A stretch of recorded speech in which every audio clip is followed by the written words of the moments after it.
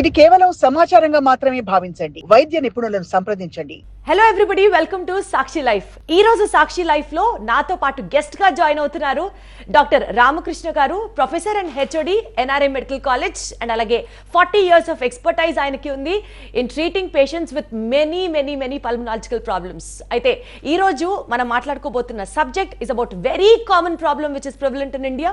ఇప్పటికీ దాని గురించి అంటే ఆ వ్యాధి పేరు చెప్తేనే వణుకు స్టార్ట్ అయ్యే కేసెస్ బోలెడు మంది ఉన్నారు, వాళ్ళలో నేను కూడా ఒకదాన్ని. And that is tuberculosis, TB. Sir, టీబీని ఎప్పుడో పూర్వ జన్మలో కనుక్కున్నారు సార్, ఇప్పటికీ టీబీతో ప్రాణాలు పోతున్నాయి అని అంటే భయంగా ఉంది సార్. టీబీ గురించి అంత ప్రాణాంతకమైన జబ్బుకి మనం ఏం చేయలేకపోతున్నామంటారా? టీబీ అనేది ప్రపంచంలో సుమారు 10,000 సంవత్సరాల క్రితం నుంచి ఉన్నది. ఈవెన్ మహాభారతంలో కూడా టీబీ గురించి యక్ష్మా అని ప్రకటించారు. కానీ అక్కడ కొన్ని క్యారెక్టర్లు టీబీ వల్ల చనిపోయినట్టు కూడా రాశారు. కానీ ఆ వ్యాధి మానవాళికి ఈ రోజుకి కూడా ఒక ప్రాణాంతకమైన వ్యాధిగా గుర్తింపబడింది. 1882లో రాబర్ట్ కాక్ అనే శాస్త్రజ్ఞుడు టీబీ క్రిమిని కనుక్కున్నాడు. ఇది మైకోబాక్టీరియం ట్యూబర్క్లోసిస్ అనే క్రిమి ద్వారా వస్తుంది. అది సాధారణంగా ఊపిరితిత్తుల వ్యాధి కింద ప్రారంభమై శరీరంలోని ఏ ఇతర అవయవాలకైనా రావచ్చు. కానీ ఈ 140 సంవత్సరాల్లో అనేక మార్పులు జరిగాయి. రోగ నిర్ధారణకైనా దాని ట్రీట్మెంట్కైనా అనేక మార్పులు జరిగాయి. అయినప్పటికీ కూడా ఈ రోజుకి కూడా టీబీ ప్రపంచం మొత్తం మీద చాలా పెద్ద ప్రాణాంతక వ్యాధిగా ఉన్నది. మొత్తం ప్రపంచంలో 10 మిలియన్లు, ప్రతి సంవత్సరం 10 మిలియన్ల మందికి టీబీ వ్యాధిని గుర్తిస్తారు. వాటిలో 2.5 మిలియన్లు అంటే 25 లక్షల మందికి భారతదేశంలో, అంటే సుమారుగా ప్రపంచంలో ఉన్న టీబీ వ్యాధిలో 25% మంది భారతదేశంలోనే గుర్తింపబడుతున్నారు. అసలు ఏంటి సార్ టీబీ అంటే ఏంటి, ఎందుకు అది అంత ప్రాణాంతకం? టీబీ ట్యూబర్క్లోసిస్ అన్న వ్యాధి మైకోబాక్టీరియం ట్యూబర్క్లోసిస్ అనే క్రిమి ద్వారా లోపలికి ప్రవేశిస్తుంది. అది సాధారణంగా మన దేశం లాంటి దేశంలో సుమారు 40% మందికి లోపల ఉంటుంది, కానీ వ్యాధి రూపంలో ఉండదు. టీబీ క్రిమి ప్రైమరీ ఇన్ఫెక్షన్ కలిగిస్తుంది. కానీ రోగ నిరోధక శక్తి తగ్గినప్పుడు ఈ టీబీ వ్యాధి రూపంలో మారి అది సరియైన వైద్యం చేయించకపోతే అది ప్రాణాంతకంగా సంభవిస్తుంది. సార్, ఇప్పుడు primary infection TB, post primary infection TB అని వింటూ ఉంటాం కదా, అంటే ఏంటి సార్?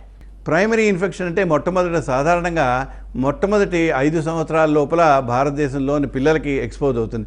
ఇతర దేశాల్లో, యూరోపియన్ కంట్రీస్లోని వాళ్ళకి ప్రైమరీ ఇన్ఫెక్షన్ లేట్గా వస్తుంది, అంటే 15 ఏళ్ళు దాటిన తర్వాత వస్తుంది. భారతదేశంలో మొట్టమొదటి infection upper part of the lower lobes కానీ, lower part of the upper lobes కానీ, ఆర్ మిడిల్ లోబ్లో కానీ ప్రైమరీ ఇన్ఫెక్షను వస్తుంది. ప్రైమరీ ఇన్ఫెక్షను దానంతటా అది మానుతుంది.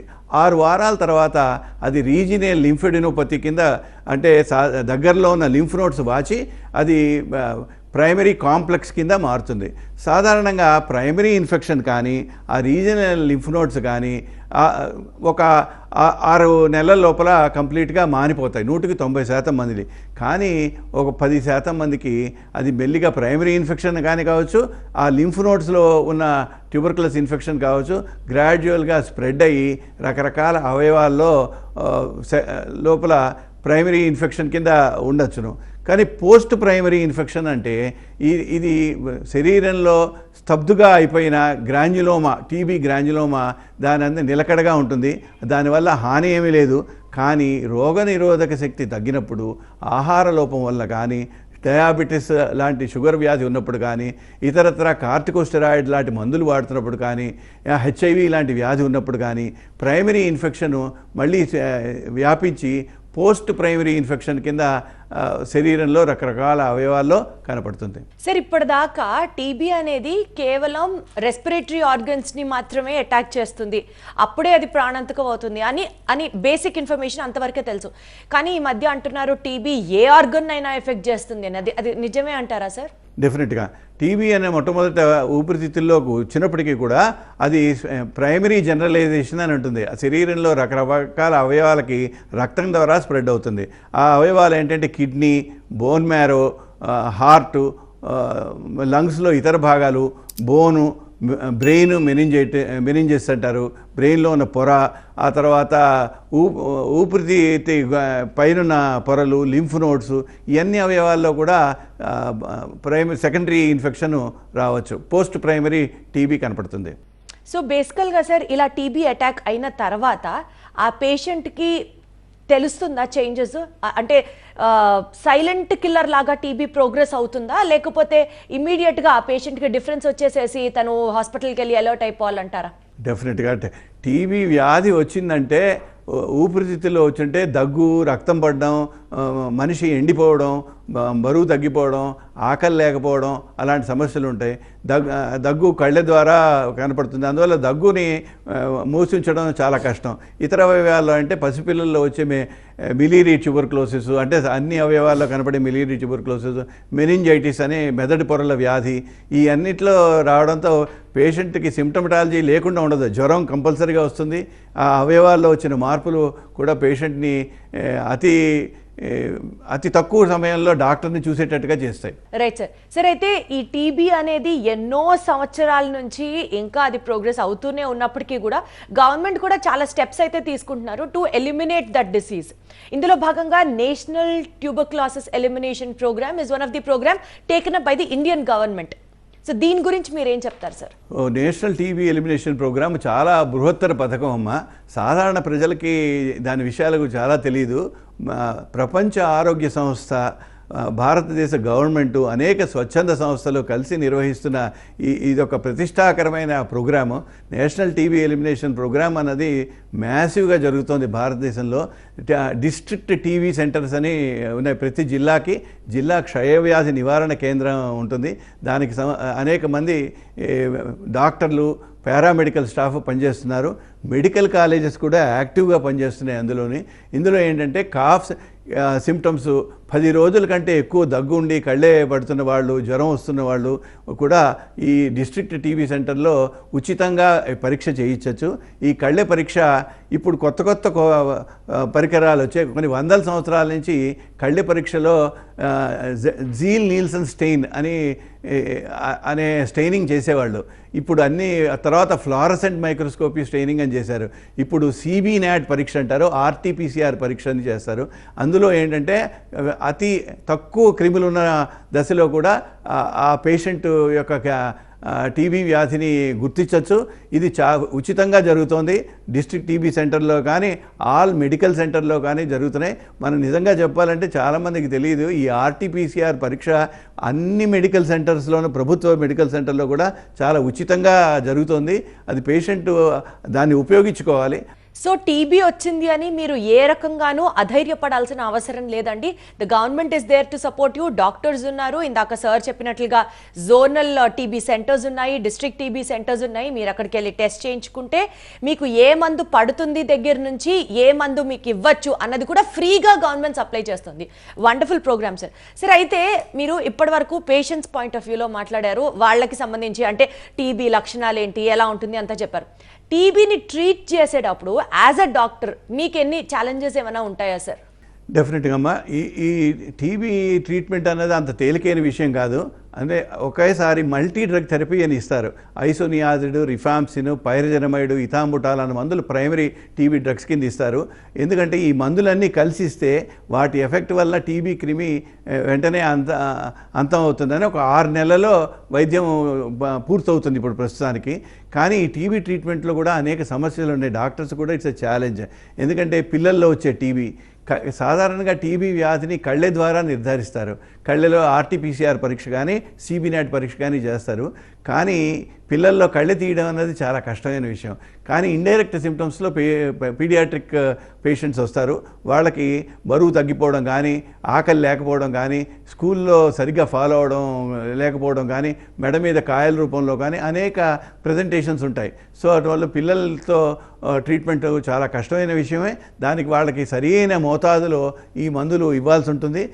అది వాళ్ళ బరువును బట్టి తగ్గించి ఇవ్వాల్సి ఉంటుంది. అది నిజంగా దాని గురించి అవగాహన ఉన్న వైద్యునికే బాగా అవగాహన అయ్యి వాళ్ళకి సరి అయిన వైద్యం న్యాయం చేస్తారు. ఆ ఇచ్చే మందులకు కూడా కొన్ని కాంప్లికేషన్స్ రావచ్చు. ముఖ్యంగా ఇథాంబుటాల్ లాంటి మందులు కనుచూపు దెబ్బతినేటట్టుగా చేస్తాయి. సో చాలా డాక్టర్లు కూడా తరచుగా పరీక్ష చేస్తూ వారికి వైద్యం చేయాలి. రెండో సమస్య ఏంటంటే డ్రగ్ రెసిస్టెన్స్ అని. ఈ డ్రగ్ రెసిస్టెన్స్ అనేది మామూలుగా అసలు టీబీ వ్యాధికి ఇంతకుముందు ట్రీట్మెంట్ తీసుకొని వాళ్ళలో భారతదేశంలో ఒక 2 నుంచి 3% మందికి డ్రగ్ రెసిస్టెన్స్ ఉంటుంది. కానీ ఇంతకుముందు మందులు తీసుకున్న వాళ్ళలో 17% దాకా డ్రగ్ రెసిస్టెన్స్ ఉంటుంది. వీళ్ళకి సరి అయిన పరీక్ష చేసి సిబినాట్ పరీక్ష ద్వారా లేదా ఆర్టీపీసీఆర్ పరీక్ష ద్వారా ఆ తర్వాత ఇతర పరీక్షలు ఉన్నాయి. ఇండివిజువల్గా ఏ మందులకి డ్రగ్ రెసిస్టెన్స్ ఉంది దాన్ని కల్చర్ ద్వారా డ్రగ్ సెన్సిటివిటీ పరీక్ష అది కూడా ఉచితంగానే జరుగుతుంది మన దేశంలో. ఆ డ్రగ్ సెన్సిటివిటీని నిర్ధారించి ట్రీట్మెంట్ చేయడం అనేది అది నిజంగా డాక్టర్కి ఛాలెంజే. ఇంకోటి ఎక్స్ట్రా పల్మనరీ ట్యూబర్క్లోసిస్ అంటారు. Extra pulmonary tuberculosis out side the lung వచ్చే టీబీ కూడా ఒకప్పుడు క్లిష్టమైన సమస్యలకి దారితీయచ్చు. లింఫ్ నోడ్ ట్యూబర్క్లోసిస్ 37% మంది ఉంటుంది ఎక్స్ట్రా పల్మనరీ ట్యూబర్క్లోసిస్లో. అది ఒకప్పుడు ఆ లింఫ్ నోడ్స్ 6 నెలల్లో హీల్ కాకుండా ఆ చీము అది లిబరేట్ చేస్తూ ఉంటాయి. అది ఒక బయటికి చాలా సమస్య రూపంలో ఉంటుంది. దానికి కొంచెం చాకచక్యంగా వైద్యం చేయాల్సిందే. ఒకవేళ వెన్నుపూసలో వచ్చే టీబీ ఉన్నది. వెన్నుపూసలో వచ్చే టీబీ ఒకసారి పెరాలసిస్ కలిగించవచ్చు, 2 కాళ్ళు చచ్చుపడవచ్చును. సో దానికి సంబంధించిన సర్జికల్ ట్రీట్మెంట్ కానీ మెడికల్ ట్రీట్మెంట్ కానీ చాకచక్యంతో ట్రీట్ చేయాల్సి ఉంటుంది. ఇంకోటి పసిపిల్లల్లో వచ్చే 9 నెలల వయసులో వచ్చే వీళ్ళకి టీబీ మెనింజైటిస్ కూడా ఇది ప్రాణాంతక వ్యాధి. అందులో ఏంటంటే సెరిబ్రోస్పైనల్ ఫ్లూయిడ్ బ్లాక్ అయ్యి ఒకసారి హైడ్రోకెఫలస్ అని తల వెడల్పుగా అయిపోయి ప్రాణాంతకంగా సంభవించవచ్చు. దానికి అనేకమైన సర్జికల్ ప్రొసీజర్స్ ఉన్నాయి. ఇట్లా ఇంకోటి ఏంటంటే సైకియాట్రీ ప్రాబ్లమ్స్ ఉన్న వాళ్ళకి టీబీ వ్యాధి, సైకియాట్రీ ప్రాబ్లము ఉన్న వాళ్ళకి ఒకసారి కొన్ని టీబీ మందుల వల్ల అది వ్యాధి అగ్రవేట్ అవ్వచ్చును. సో అది వాళ్ళకు కూడా. ఇంకోటి టీబీ వ్యాధి వల్ల వచ్చే మందుల వల్ల వచ్చే కాంప్లికేషన్లు రిఫాంసిన్, ఐసోనియాజిడ్, పైరజనమైడ్ అనే మందుల వల్ల పచ్చకామెర్లు కలుగుతుంది. సో ఒకసారి ఆ టీబీ వైద్యం చేసే డాక్టర్కి పేషెంట్కి పచ్చకామెర్లు వస్తే అది సరి అయిన మోతాదులో ఇతర మందుల ద్వారా తగ్గించే ప్రక్రియ అది ఒకప్పుడు నిజంగా డాక్టర్కి కూడా ఛాలెంజే. యాక్చువల్గా సార్ టీబీ వచ్చింది అని అంటే జనాలకి ఎంత రిస్క్ అవుతుందో అన్నది పక్కన పెడితే ఈక్వల్గా డాక్టర్కి కూడా అంతే రిస్క్ ఉంది, అంతే ఛాలెంజ్ ఉంది టీబీని న్యాయం చేయడానికి అన్నది అర్థమైంది. అంటే దిస్ ఇస్ నాట్ మిమ్మల్ని భయపెట్టాలని కాదు, కానీ టీబీ వచ్చిన తర్వాత ఇమ్మీడియట్గా డాక్టర్ అడ్వైస్తోని పేషెంట్స్ సరైన టైంలో రియాక్ట్ అయ్యి మెడిసిన్ స్టార్ట్ చేయడం అన్నది చాలా ఇంపార్టెంట్, బాటమ్ లైన్. అంతేకాదు సార్? రైట్.